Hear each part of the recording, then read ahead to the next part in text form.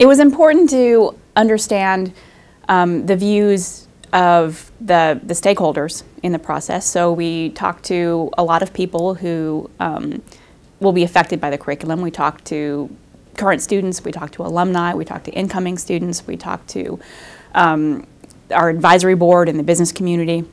We talked to faculty, so we got a lot of input from a lot of different parties. In addition to that, we did a great deal of research on MBA programs in general. We benchmarked local programs, we benchmarked the top MBA programs in the country to make sure that the curriculum that we were going to come out with met two criteria, that it gave students the fundamental basics that every MBA student should know, so that they were comparable in terms of the knowledge they came out with the best MBAs in the country. But also we needed to make sure that we played upon our own unique strengths and our own unique situations, so that we had the information that was necessary to make sure that our curriculum met both of those goals. So the first step, as the first step always is research, and to figure out where we are and what needs to be done.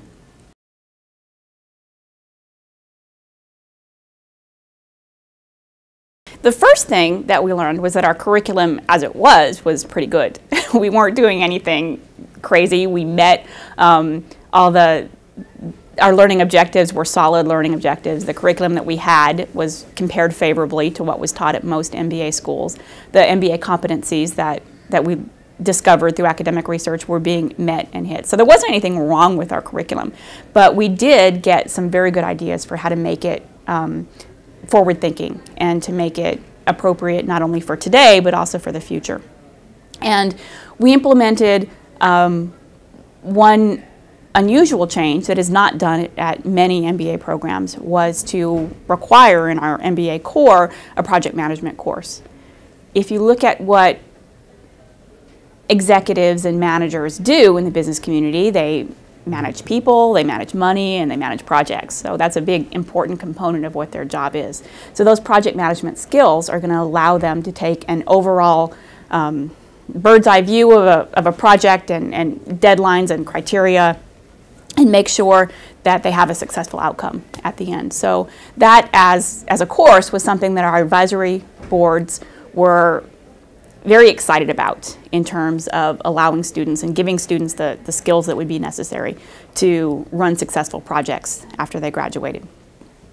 Too often, MBA programs tend to devolve into a silo-based approach of business. So we have a marketing department, we have a finance department, we have a management department, and the courses tend to focus on those particular areas and not be integrated across the curriculum enough. We wanted to make sure that that wasn't the case with our new curriculum, that our MBA core was integrated, that people would use the skills that they learned in all of those classes when they're analyzing cases and they're making decisions and they're making recommendations for what a business ought to do.